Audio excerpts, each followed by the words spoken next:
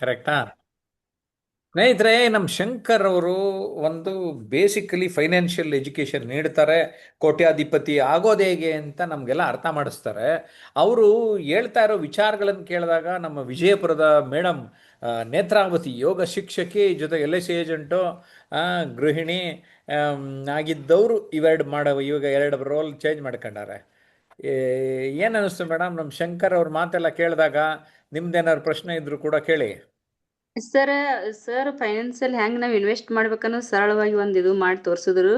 ಆ ಒಂದ್ ಎಕ್ಸಾಂಪಲ್ ಕೊಟ್ಟು ನಾವು ಇದಕ್ಕೆ ಏಜ್ ಲಿಮಿಟ್ ಏನಿದೆ ಏನಂತ ಸರ್? ಏಜ್ ಲಿಮಿಟ್ ಇಲ್ಲ ಮೇಡಮ್. ಏನಂದ್ರೆ ನಮ್ಗೆ ಆ ಟೈಮ್ ಅನ್ನೋದು ಇರಬೇಕಷ್ಟೇ. ನಾ 15 ವರ್ಷ ಅಂತ ಹೇಳಿದ್ದೀನಿ. ಅಷ್ಟು ಟೈಮ್ ಹಾ, ಇದ್ರೆ ನಾವು ಯಾವಾಗಾದ್ರೂ ಸ್ಟಾರ್ಟ್ ಮಾಡ್ಬೋದು. Okay sir. ಓಕೆ, ಮತ್ತೆ ಹೇಳಿ ಹೇಳಿ. 15 ಇಯರ್ಸ್ ಮತ್ತೆ 18 ಇಯರ್ಸ್ ಒಂದು ಇದು ಹೇಳಿದ್ರಿ ಸರ್ ನೀವು, ಸ್ಮಾಲ್ ಚೇಂಜಸ್. ಹೌದು. ಹಾ ಹಾ. ಸೊ ಏನಂದ್ರೆ 15 ವರ್ಷ 15,000 ಇನ್ವೆಸ್ಟ್ ಮಾಡಿ 1 ಕೋಟಿ ರೂಪಾಯಿ ಗಳಿಸೋದು ಏನಿದೆ, ಅದನ್ನೇ ನಾವು ಸ್ವಲ್ಪ ಚೇಂಜ್ ಮಾಡ್ಕೊಂಡು 15,000 ಪ್ರತಿ ವರ್ಷ 21% ಜಾಸ್ತಿ ಮಾಡಿದ್ರೆ, ಅಂದ್ರೆ ನಾನು ಉಳಿಸುವಂತ ದುಡ್ಡು 21% ಜಾಸ್ತಿ ಮಾಡಿದ್ರೆ 20 ವರ್ಷದೊಳಗೆ ನನಗೆ 10 ಕೋಟಿ ರೂಪಾಯಿ ಬರುತ್ತೆ. ಓಕೆ.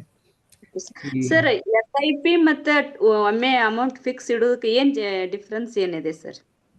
ಆ SIP ಅನ್ನೋದು ಫಿಕ್ಸ್ಡ್ ಅಮೌಂಟ್ ಇದ್ದಾಗ ನಿಮ್ಗೆ ರಿಟರ್ನ್ಸ್ ಏನಿದೆ ಒಂದೇ. ಈಗ 1 ಕೋಟಿ ರೂಪಾಯಿ ಅಂತ ಹೇಳಿದೆ ನಾನು, 15,000 ರೂಪಾಯಿ ಇಟ್ಟಾಗ 1 ಕೋಟಿ ರೂಪಾಯಿ ಬರುತ್ತೆ ಅಂತ.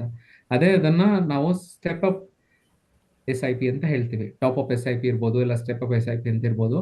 ಅದು ಪ್ರತಿ ವರ್ಷ ನಾನು ನನ್ನ ಇನ್ಕಮ್ ಪ್ರಕಾರ ನನ್ನ ಆದಾಯ ಪ್ರತಿ ವರ್ಷ ಜಾಸ್ತಿ ಆಗುತ್ತೆ ಅಲ್ವಾ. ಆ ಆ ಆದಾಯ ಎಷ್ಟು ಬೆಳೆಯುತ್ತೆ ಅದೇ ರೀತಿ ನನ್ನ ಸೇವಿಂಗ್ಸ್ ಕೂಡ, ಇನ್ವೆಸ್ಟ್ಮೆಂಟ್ ಕೂಡ ಬೆಳೆದ್ರೆ ಅದರಲ್ಲಿ ನಾವು ಬರುವಂತ ದುಡ್ಡು ಏನಿದೆ ಜಾಸ್ತಿ ಬರುತ್ತೆ. ನಾವು ಏನ್ ಮಾಡ್ತೀವಿ, 15,000 ನಾವು ಶುರು ಮಾಡಿದ್ರೆ, ನಾನು ಕನ್ಸಿಡರ್ ಒಂದು 10 ವರ್ಷ ಆದ್ಮೇಲೆ 15,000ಕ್ಕೆ ಏನ್ ಬೆಲೆ ಇರುತ್ತೆ ಅಲ್ವಾ. ಇಟ್ ವಿಲ್ ನಾಟ್ ಬಿ ನೀವು ಮಚ್. ಮಂತ್ಲಿ ಇನ್ವೆಸ್ಟ್ ಮಾಡ್ಕೊತ ಹೋಗ್ಬೋದಾ ಸರ್? ಏನು ಇಯರ್ ವೈಸ್ ಮಾಡ್ಬೋದಾ ಇನ್ವೆಸ್ಟ್ಮೆಂಟ್ SIP ಒಳಗೆ? ಮಂತ್ಲಿ 15% ಮಾಡ್ಬೋದು. ಪ್ರತಿ ವರ್ಷ ಇನ್ಕ್ರೀಸ್ ಮಾಡಿದ್ರೆ ಒಳ್ಳೇದು ಅನ್ನೋದನ್ನ ನಾನು ಅದನ್ನ ಆ ಒಂದು ಆದಾಯದ ಮೂಲಕ ತೋರಿಸಿದ್ದೀನಿ ಅಷ್ಟೇ. ಸೊ ನೀವು ಜಾಸ್ತಿ ದುಡಿಮೆ, ಜಾಸ್ತಿ ದುಡ್ಡು ನಿಮಗೆ ಬರುತ್ತೆ ನೀವು ಜಾಸ್ತಿ ಮಾಡಿದ್ರೆ. ಮಾಡಿಲ್ಲ ಅಂದ್ರೆ you will earn nearly 1 crore in 15 years. Okay, good okay Netravati. ಆ, ಈಗ ಒಟ್ನಲ್ಲಿ ಏನು ಮೆಸೇಜ್ ಅಂದರೆ, ನಿಮ್ಮ ಹತ್ರ ಏನಾಗುತ್ತೋ ಎಷ್ಟಾಗುತ್ತೋ ಮಾಡೋದು ಆರಂಭ ಮಾಡಿ. ಮಾಡಿ ಮಾಡಿ ಸರ್, ಅದು. ನನಗೆ ಒಂದು ಇದು ಅರ್ಥ ಮಾಡ್ಕೊಂಬಿಟ್ಟಿದ್ದೀನಿ. ಏನಂದರೆ, ಈ ಫಸ್ಟ್ ಸ್ಟೆಪ್ ಸಿಂಡ್ರೋಮ್ ಅಂತ ಕರಿತೀನಿ ಇದನ್ನು.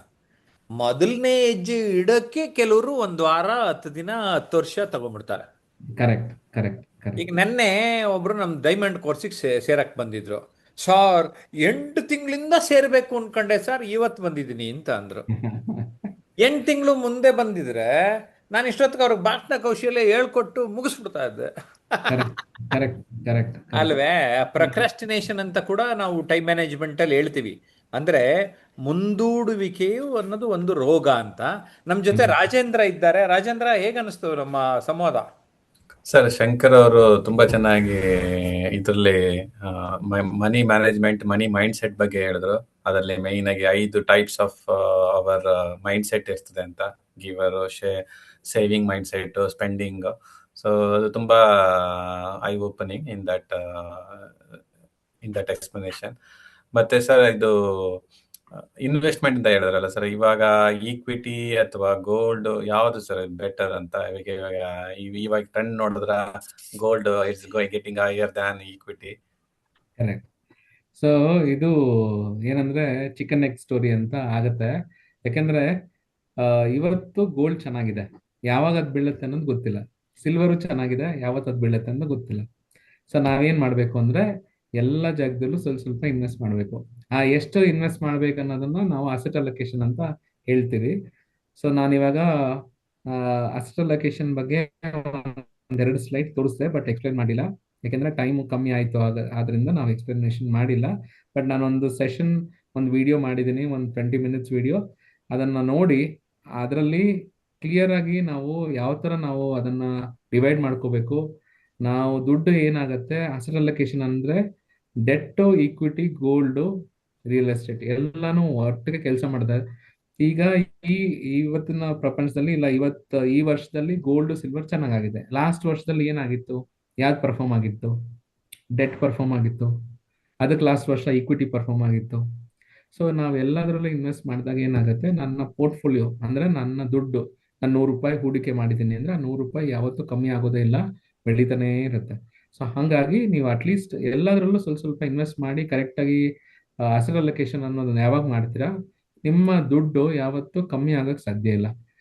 ಹಣ ಒಂದು ಜಾಗದಲ್ಲಿ ಈಕ್ವಿಟಿ ಬೀಳ್ಬೋದು, ಬಟ್ ನಿಮ್ಮ ಪೋರ್ಟ್ಫೋಲಿಯೋಲಿ ದುಡ್ಡು ಕಮ್ಮಿ ಆಗಕ್ ಸಾಧ್ಯ ಇಲ್ಲ. ಓಕೆ, ಹಾಗಾಗಿ ಅಸೆಟ್ ಅಲೋಕೇಶನ್ ನ ಫಾಲೋ ಮಾಡಿದ್ರೆ ಲಾಂಗ್ ಟರ್ಮ್ ಅಲ್ಲಿ ನಾವು ದುಡ್ಡು ಜಾಸ್ತಿ ಮಾಡ್ಬೋದು. ಈಗ ನಾವು ಇದು ಗ್ಯಾಮ್ಲರ್ಸ್ ಅಂತ ಹೇಳಿದ್ವಲ್ಲ ಥಾಟ್ ಪ್ರೊಸೆಸ್, ನೀವು ಇವಾಗ ಆ ತರ ಥಾಟ್ ಪ್ರೊಸೆಸ್ ಅಲ್ಲಿ ಇದ್ದೀರಾ, ಎಲ್ಲಿ ಹಾಕಿದ್ರೆ ದುಡ್ಡು ಬರುತ್ತೆ ಅಂತ. ಸೊ ಇವಾಗ ಎಲ್ಲಿ ಹಾಕಿದ್ರೆ ದುಡ್ಡು ಬರುತ್ತೆ ಅಂತ ಹಾಕಿದಾಗ ಅದು ಹೋಗೋ ಸಾಧ್ಯತೆಗಳು ಜಾಸ್ತಿ ಇರುತ್ತೆ. ಸೊ ಸೊ ಹಾಗಾಗಿ ಎಲ್ಲದರಲ್ಲೂ ಮಾಡಿದ್ದಾಗ ಯಾವ್ದು ಪಿಕಪ್ ಆದ್ರೂ ಅಲ್ಲಿ ನಂದೊಂದು ಅದೃಷ್ಟ ಆಟ ಆಡ್ಬೋದು. ಹಾ, ಒಂದು ಬೀಳತ್ತೆ ಒಂದು ಏರತ್ತೆ ಸರ್. ಸೊ ಹಾಗಾಗಿ ಆದ್ರೆ ಅದು ಒಂದ್ ಒಂದು ಏರೇ ಏರ್ತದೆ. ಇರಬೇಕು, ಕರೆಕ್ಟಾ ಅಲ್ಲ? ಅದೊಂಥರ ನಿಯಮ ಇದೆ ಅಲ್ವಾ? ಎಸ್. ತುಂಬಾ ಚೆನ್ನಾಗಿ ಹೇಳಿದ್ರಿ. ನಮ್ ಡಾಕ್ಟರ್ ವೀರ್ ಅನ್ನುವಪ್ಪರ್ ಇದ್ದಾರೆ, ಅವರು ಆಯುರ್ವೇದ ಡಾಕ್ಟ್ರು, ತುಮಕೂರಲ್ಲಿ ಇರ್ತಾರೆ. ಏನ್ ಹೇಳ್ತಾರೆ ಕೇಳೋಣ. ಎಸ್ ಡಾಕ್ಟ್ರೇ. ಸರ್, ನಮಸ್ಕಾರ ಸರ್. ನಮಸ್ತೆ.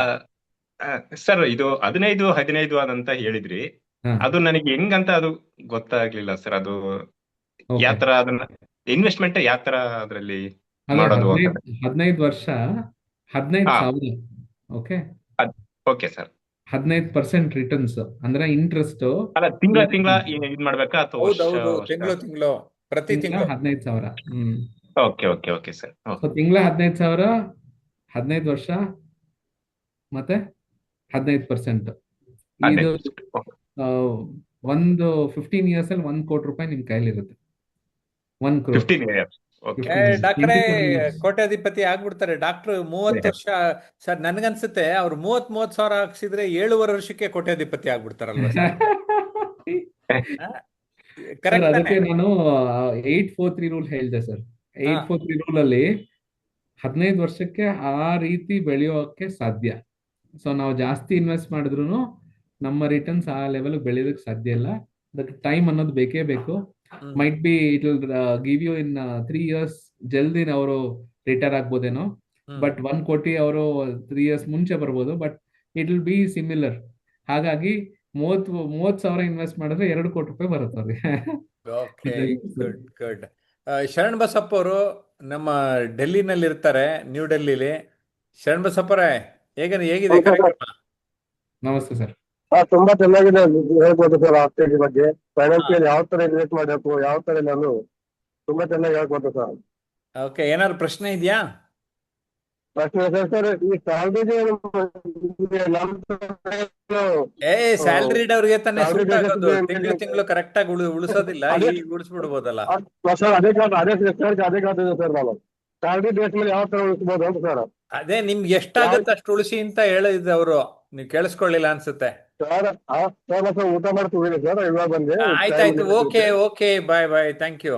ಎಸ್, ಎಲ್ಲರೂ ತಮ್ಮ ತಮ್ಮ ಪ್ರಶ್ನೆಗಳನ್ನ ಕೇಳಿದ್ರೆ ನಮ್ಮ ನೇತ್ರಾವತಿಯವರು ಒಟ್ಟಾಗಿ ಇವತ್ತಿನ ಏನ್ ಲಾಭ ಆಯ್ತಮ್ಮ? ಕನ್ಕ್ಲೂಷನ್ ರಿಮಾರ್ಕ್ಸ್ ನಮ್ಮ ನೇತ್ರಾವತಿ ಚೆನ್ನಾಗಿ ಕೊಡ್ತಾರೆ, ನೋಡೋಣ. ಸರ್, ಇವತ್ತಿನ ವಿಷಯ ಸರ್ ಅವರು ತುಂಬಾ ಚೆನ್ನಾಗಿ ಹೇಳಿದ್ರು ಹಣಕಾಸಿನ ಬಗ್ಗೆ. ಹಣ ಯಾವ ತರ ನಮ್ಗನ್ನ ಇದು ಮಾಡ್ತದ, ಮನಿ ಮ್ಯಾನೇಜ್ಮೆಂಟ್ ಬಗ್ಗೆ ಹೇಳಿದ್ರು. ಅಂದ್ರೆ ಎಲ್ಲೆಲ್ಲಿ ಇನ್ವೆಸ್ಟ್ ಮಾಡ್ಬೇಕು, ಅಂದ್ರೆ ಈಗ ಇಕ್ವಿಲಿಟಿ ಒಳಗೆ ಹೆಂಗ್ ಇನ್ವೆಸ್ಟ್ ಮಾಡಿದ್ರೆ ಹೆಂಗ್ ನಮ್ಮ ಹಣ ಇನ್ನೂ ಬೆಳಿತಾ ಅಭ್ಯಾಸ ಬೆಳಿತಾ ಆಗತ್ತೆ. ಈಕ್ವಿಲಿಟಿ ಅಲ್ಲ, ಈಕ್ವಿಟಿ. ಇಕ್ವಿಟಿ ಒಳಗೆ ಹಾ. ಇಕ್ವಿಟಿ ಒಳಗೆ ಹೆಂಗ್ ನಾವು ಇನ್ವೆಸ್ಟ್ ಮಾಡಿದ್ರೆ ನಮ್ಮ ಹಣ ಹೆಂಗ್ ಡಬಲ್ ಆಗುತ್ತದ, ಅಂದ್ರೆ 1 ಕೋಟಿ ಹೆಂಗ್ ತಲುಪಬಹುದು 15 ವರ್ಷ 18 ವರ್ಷ ಪೀರಿಯಡ್ ಟೈಮ್ ತಗೊಂಡು ಅನ್ನೋದು ಪ್ರತಿಯೊಂದು ಬಹಳ ಚೆನ್ನಾಗಿ ಉದಾಹರಣೆ ಕೊಟ್ಟು ಹೇಳಿದ್ರಿ sir. Very good, very good. ಅವ್ರಿಗೇನು ಥ್ಯಾಂಕ್ಸ್ ಹೇಳ್ಬೇಕಲ್ಲ. Thank you sir. Okay thank you madam. okay, thank you very much. Shankar, even I am very happy. ನಿಮ್ಮ ಹತ್ರ ಸಹವಾಸದಿಂದ ಬೇರೆ ಬೇರೆ ಫೈನಾನ್ಷಿಯಲ್ ವರ್ಕ್ಶಾಪ್ಸ್ನು ನಾನು ನೋಡೋಕ್ಕೆ ಸಾಧ್ಯ ಆಯಿತು. ದೊಡ್ಡ ದೊಡ್ಡ ಕೋಟ್ಯಾಧಿಪತಿಗಳನ್ನ ನಾನು ಕಣ್ಣಾರೆ ಭೇಟಿ ಮಾಡೋಕ್ಕೆ ಸಾಧ್ಯ ಆಯಿತು. Thank you very much for your time. Thank you.